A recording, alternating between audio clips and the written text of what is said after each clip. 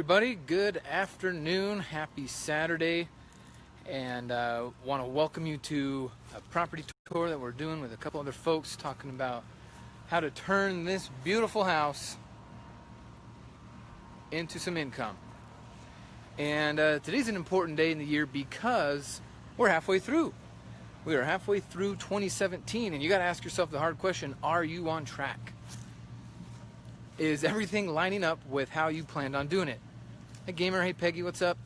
Are you guys on track? It's halfway through the year, and I want to talk about this thing called the wow curve. A lot of people don't pay attention until about this time in the year, right? We've set our New Year's resolutions, and we've set some goals of how we want 2017 to turn out, but then what? Here we are, it's July 1st, and where are you at? What are you on track? Will the last 6 months line up for you to be what you plan on having them? So there's this thing called the wow curve. Hey, what's up, Cameron? What's up, Mr. White? Good to see you guys. This thing called the wow curve is where there's two different mentalities. There's the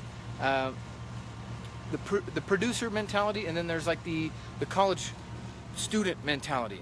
Okay, so throughout the year, a college student will go off slowly, and then as towards the end of the year, they really start to work a lot harder. We don't want to do that. We don't want to be crunched at the end of the year. The wow factor is at the beginning of the year, we work a lot, and then towards the end of the year, we can actually take a break because we're going to hit our goals because of what we did at the beginning of the year. Speaking of how's it going, this is unplanned. Hello, Pete. We're live to the world. Millions of people watching. And what is today? The first day of what for you? First day of freedom. First day of freedom. I was dealing with tenants till 10:30 last night who want to stay all night cleaning out their storage units because it's the end of the month. So I missed a church social because I couldn't get away from work. Last day of work. So Pete here, in case you guys didn't know, has been working with us for about 2.5 years. And in that time, he's been able to build a business. He's been able to set up his self-directed retirement account. And now, yesterday was his last day of work. He is retired. He's done. He's out the game as far as employment goes. And now he is his full-time business owner, real estate investor. So we're really proud of him.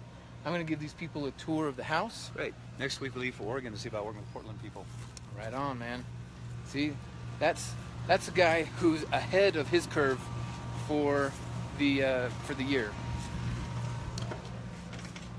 All right. So, just give you guys a quick tour. Hey guys. Hi. Hello. Welcome. I just tagged you in this. Do you mind sharing real quick? Very cool. This is Danny. Hey, how you guys doing? Hey. Can you give us a quick breakdown of the numbers? Here's the went over numbers. The numbers. Sure. Yeah, we picked up this house off the MLS actually, and we negotiated at 308, and we budgeted 40,000. We think we can squeak in at 35, but we budgeted 40 conservatively, and our with the commissions that are almost $19,000 when we sell it at 420. We're going to have some hard money costs, another 20 grand, but at the end we're going to end up with about 25,000. If we keep all our numbers in line, we could very well make 30. Right on. Yeah. He's going to make more on this deal than I used to make all year at my old job. More than I make in a year of teaching. Yeah. Yeah. Yeah, so being your business owner, it's a major key. And again, we're halfway through the year. So are you guys on track with your goals? Let me switch this around and take a look at this property. Thanks, Danny. No problem. And you can see down here it's quite a mess, quite an opportunity to add some value, clean this place up. He said it's going to sell for $420,000. That's incredible. You know, location is a major key. Do your research before you buy your property. So anyway, we're going to go upstairs real quick. They're running a quick training session, so I'm going to get a little quiet for a second, but let me just bring you into this. This is the upstairs here. Mr. Sadler, Frankie Guzman. That are your mortgage interest deduction and your children. The other 13, nobody really knows what they are. I'm not totally sure that they exist, but they tell me that they're there. As a business owner and as a real estate investor, in that combination, I have access to over 400 deductions. right? And so with those 400 deductions, it's things like my truck, the miles that I drive in my truck, the food that I eat, right? I used to go out to eat, right? I go get food for myself. I don't go get food for myself anymore. Couple more bedrooms. Got this really nice flooring. So before we go and texture everything, we gotta protect it. Redo that bathroom. All brand new windows. Gotta clean it up. 385 more than that. So this is a real estate project, guys. If your goal or your plan this year was to double your income and you're not in real estate, how are you going to do it? You got another side business. Maybe your goal is to pay off your house. Maybe your goal is to lose a certain amount of weight, or create a better relationship or learn a new skill. The point is, we're halfway through the year, guys.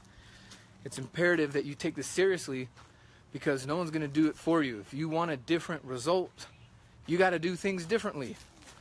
Okay, so I'm going to include a little picture in this, in the comments, so you can see what I'm talking about with the graph. And what a fantastic group. You're right, Alicia, you should be here. Oh, look at all these awesome people. Thanks for joining in. Okay, when you're thinking about your year and how far you've come along, as you're projecting into the future, the rest of the stuff that you're going to be working on, start to speak as if it's already happened. When you're huge, already accomplished it, and you'll see what I'm talking about. You start to feel it just starts to be more real for you. Instead of saying, "Oh, I hope I can achieve this. I hope I could do that." It's you're bringing it into reality for you. It's not a hope anymore. You're actually speaking it. What's new is always hard, but it's going to be harder to look at yourself at the end of the year if you didn't hit your goals. So, some of you guys need to double down because you've been goofing around for too long this year, and I get it. It's tempting to goof around, especially when your business is growing, but you need to stay focused. We're almost, for some of you guys, we're almost to the goal, and so we need to be staying on track. Let's see, anything else? It's a beautiful day. It's a Saturday. Nice neighborhood out here. Houses are selling. It's a beautiful market, beautiful day. Lots of people want to do what we do. If you force yourself into a corner, what I mean by that is start to make your goals public. Start to tell people what you plan to accomplish, because this next level of accountability is going to push you towards productivity. See, sometimes we don't tell anyone our goals because we don't want to be held accountable, and it doesn't serve anyone. So Roger Bannister was the first human to run a sub 4-minute mile back in the 60s, and he worked himself into a corner by telling everyone, I'm going to do this, I'm going to do this, I'm going to do this. And no one up until that time had ever done that. So for someone to come out and claim that and then have all this pressure and all this eyes on him, it actually made him perform a lot better. So that's my question to you is, what do you want to be held accountable for? What are you trying to achieve by December 31st? Oh, Jonathan. What are you trying to achieve by December 31st? Being awesome. Being awesome. Being awesome. Oh, man. Okay, I'll include the graph in this, but remember, guys, you got to ask yourself that question. What do you want to be held accountable to? Is it losing weight? Is it creating a business? Is it gaining muscle? Is it learning a new skill? One of the things I'll tell you right now that I'm going to be accountable for by the end of this year is fluent in Spanish. I'm working to be fluent in Spanish. I got Audible in Spanish. I got Spanish books. I got Spanish CDs. I got Spanish everything. I'm working on it. Right, we're going to Mexico in about 5 weeks, and then we're going to Spain in about 12 weeks, and so I really want to be able to speak the language and have a lot more fun. So that's my accountability, and why don't you guys put yours in the comments so we can make it public and be held accountable. Okay? Do you have anything to say about halfway through the year? How's your game going? It's halftime. Pay attention. take Pay the attention. score. This, we can't do it for you. We'll do it with you, but we can't do it for you. So let us know how we can support you. Right, it's day 39. It's halftime. Appreciate you guys for being here. Take back your existence or die like a punk. Peace out.